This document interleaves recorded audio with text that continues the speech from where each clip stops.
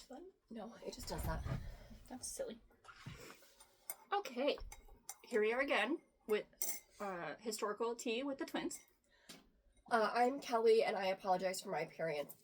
I have been sick, so we're just trying to get through. And I'm McCarty. Also, last week we said we were going to make I said we were going to try to make 2 videos a week, but I just got a second job, so we're just going to do one for now. Okay. So, this week, we are going to do one of the most ridiculous things I've ever heard of in my life. I just Googled, crazy stories in history, and what I came across is the Great Emu War of 1932. This is a war where emus beat Australia. So Australia was defeated by emus, which it just makes me so happy. Ridiculous. Okay, so in 1932, the emu population was going crazy. I first should talk about what emus are, if you don't know. Emus are a smaller, more ridiculous version of ostriches. There's all kinds of really fun videos. Why are they more ridiculous? Because they have a smaller body and a really crazy long neck, and when they run, it's kind of I don't know, they're just really funny. Again, if I can figure out how to put pictures, I'll put a picture, but I haven't learned that yet, so I'll try. They just look silly, and they're also 5 to 6 feet tall. Females are bigger than the males, typically. They're also really weird because they're not aggressive, but they are very curious, and so they'll sometimes stalk humans. Kind of like Blue in Jurassic World. Nice. Except for they're probably not going to eat them. So the new Jurassic World. Oh, Jurassic World, Jurassic Park. Just kidding. I forgot. Yeah. I guess the raptors do stalk them in the kitchen in the first movie. Sure. So the emus. Okay, so after the war, they after did. What war? Oh, after World War I. Sorry, they did. When was this again? 1932. So after World War I, they had set up plots of land for returning soldiers, so that they can start rebuilding their lives. However, was Australia in the First World War? I don't know. The internet said that they had for veterans who came home. So I'm guessing they did. I mean, probably. I don't know. So we'll see that. Yeah, it says World War I ended in 1918. Soldiers came home and settled on lands, part of a government program. Okay, so in that time, there was a huge boom in the emu population, and... Pause. Do you think that they fought for the side of the British? I mean, or do you think they fought as their own? I wonder when Australia became its own thing. I mean, I know they're still on the Commonwealth. Well, so is Canada. Yeah. And Canada fought for the good people. Okay. I don't know. If you're interested in that, look it up. We don't know World War II. That's too far ahead. It's basically current events. Although somebody did ask on my TikTok if we could do World War II, so next week I'll do something World War II-y. Anyway, so the emus were destroying crops. They were also breaking down fences. Destroying crops, running in the fields? Running in the fields, eating them, just kind of in general, just... causing a ruckus. Yeah, and the farmers were struggling to get good yields. So, prior to 1922, emus were a protected native species, so you weren't allowed to kill them. And then in 1922, Australian government changed their status their status to vermin, which means they can be hunted and killed without a ton of restrictions. Kind of there's so many of them. Yeah, kind of like how coyotes in the Midwest can be hunted. You just need a license, but there's no there's no restrictions on how many you can take, when, there's no season, none of that. I didn't know you needed a license to hunt coyotes. I didn't either, and then I was looking up because I didn't want to be wrong, and you do need it. It's like a vermin license. Interesting. Yeah, that's what I thought. Anyway, so they were destroying all of these crops, all of these fences, just kind of being pests. And then they would destroy fences, so then other pests like rabbits could do more damage because the fences weren't there. So in 1932, from November to December of 1932, which is a very short period, 2 months. 1932. Yeah, 2 months. There was a military operation where they sent 3 members of the Royal Australian Artillery. They were set out to cull 20,000 emus using machine guns. Cull means Oh yeah, to kill them. it's like With the birds, with the bird flu, they culled a bunch of them. it's just a different way of saying. Also, this isn't tea; it's Dr. Pepper. Sorry. So that was their plan. Australia was gonna cull a bunch of emus, try to get the population down. Plus, when emus migrate, they'll go hundreds of miles to get food and water. They don't fly, right? No, flightless birds. But yeah, they'll travel as far as they need to. So, I'm sorry, it's just the most ridiculous thing. So despite the best efforts of these artillery and these military, machine guns, the guns were not effective at all. They didn't kill the birds? No, so they did end up killing, just under 1,000 birds over that 2 months, and then somewhere between 2,000 and 2,500, an additional 2,000 to 2,500 did die of, injuries. But overall, their goal was not reached at all. A tenth of their goal was reached. Yeah. It's 1,000 a tenth of 20,000 would be 2,000 would be a tenth. So a fifth. 5% of their goal was matched. Yeah, ridiculous amount. I'm not good at math. That might be wrong. I don't know. If it's wrong, somebody tell us. So their normal migration was much bigger than it usually was. So in 1932, that's when they started doing that.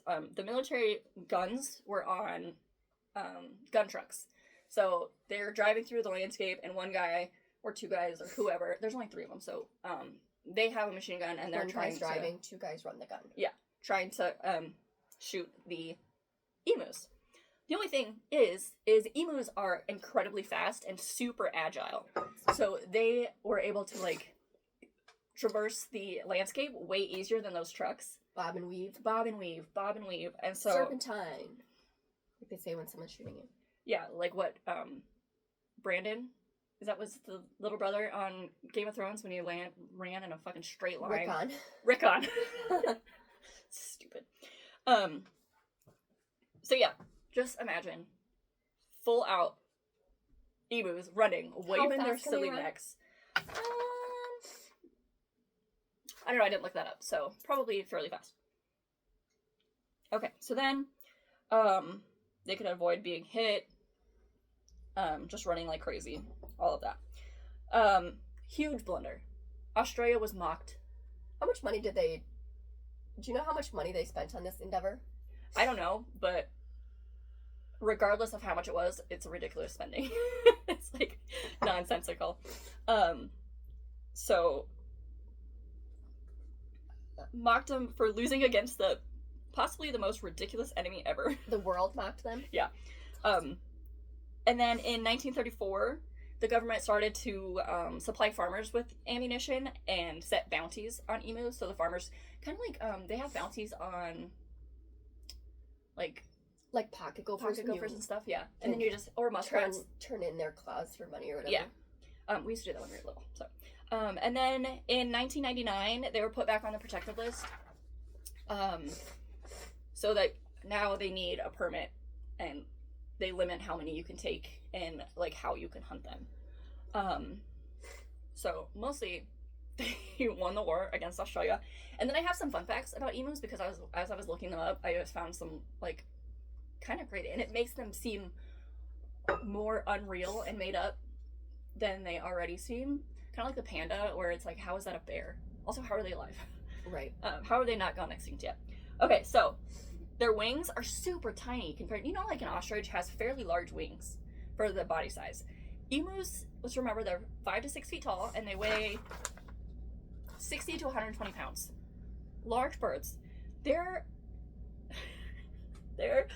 wings are only 8 inches. From like shoulder to tip of wing. I think so. 8 inches. That's so tiny. It's bananas. That's, I mean, less than a foot. Yeah. It's a small wing. So, obviously their wings they don't do anything with their wings. No, they don't really do anything with their wings. Females are bigger, like I mentioned earlier. The males make a noise when they're trying to get a female, and it's like, emu. Which is that how they get their name? Probably. Ridiculous. And then the females make like a huge booming noise that can be heard forever. The male ones are the ones that build the nest, so kind of like a penguin. And they also like sit on the eggs. Penguins don't make nests though, right? No, but the male incubates the egg, kind of like these ones. But then also like multiple females in the area will lay in the same nest, and then the females bounce. They're out. They're gone. They don't care. So then the females will go and potentially like mate with other males and lay more eggs. Probably why there's so many. So many of them.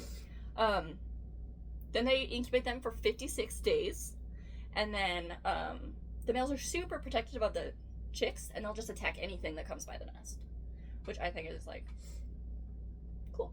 Mm-hmm. Kind of like a goose. Like Canadian geese are super protective of their nests and will like attack you for looking at it. But yeah, so that's the Emu War. So it lasted for 2 months. And 2 months. The emus won. Yes, pretty much, because they had planned on, like I said, they planned on running 20,000, and then they were just like, this is ridiculous, and we're embarrassing ourselves. We're gonna just end it. Which all I can imagine is, oh, has anyone seen the video where that bird is bouncing golf balls? Is that an emu or is that a stork? I have not seen that video. Never mind. I might be lying. I don't know. I'm not a scientist. I haven't seen that. Me neither. But yeah, so that's a little bit of history that's just ridiculous and seems like who emus would have known? Emus, the most ridiculous bird. They literally, every time I think of one or like see one, it just makes me laugh. We went to the Oklahoma Zoo one time and they had a emu with just one eye. It was really scary because it just kept looking at us. It was really gross. I don't remember that. I'm sure that it happened, but I don't recall. Not Omaha, Oklahoma City. Remember because we chased that bird around, or that bunny? Yeah, that makes more sense. That makes more sense. Anyway, that's it. Any questions, comments, concerns? No, I think that's great. I would like to know how much money they spent on that endeavor. I do. We'll see if we can Google it. I have a pocket. Let's see. I didn't see anywhere on the pages that I found where it talked about that. Also, I'm really bummed because I don't think I put my sources on here. So I'm gonna have to go find and remember where I put them. I know one of them was a zoo and the other one was like an Australia government website, I think. Only 986 emus were confirmed to be killed. Yeah, I said less than 1,000. Oh, sorry. I wasn't listening. I mean, I was, but... Sorry for this long awkward pause. This doesn't really say how much money they spent on it. They had 10,000 rounds of ammunition, 2 guns. Yeah, I didn't see anything either when I was Googling it. That would be an interesting piece to see how much, like, government money went to this crazy. Can you imagine it being like a lot? Yeah, like millions of dollars being sent to. I mean, it is 1932 money, so it's probably not that much, but also in 1932 it would have been more. And there's only 2 guns, so it's not like they're. I mean, a 3-man team to kill 20,000 emus seems just in general ridiculous. It seems like not a very great effort, but also it seems like not the best use of resources. Because they could have just this whole time been using, especially when you figure out that the machine guns aren't working, or not working the way you want them to be, that's when you send the, just go have someone kill the nests. Yeah. That's so silly. Oh, I mean, I was going to say if the males are guarding it so aggressively, but then take a gun with you. Right. Like if you really want to get this problem under hand. There's different ways than waging war on the emus. Yeah, and just shooting off rounds. Yeah. Especially when you think like, you had to have seen that the emus were running faster than you and better on the train. So then, I mean, they only did it for 2 months, so maybe it was like, I don't know. What a silly thing. I laughed so hard while I was making this. And then I immediately went and told a bunch of people. But What a anyway. silly endeavor. That's it. See you next week. Like I said, I'll look up something from World War II. I think I know what I want to do mine next week. Because it's Black History Month, so I think I'm gonna look up Henrietta Lacks. She's really interesting. So Where did you get this book? I don't know. Probably a secondhand store. Savers. I don't think I've ever seen it before. All right. Until next time. Bye.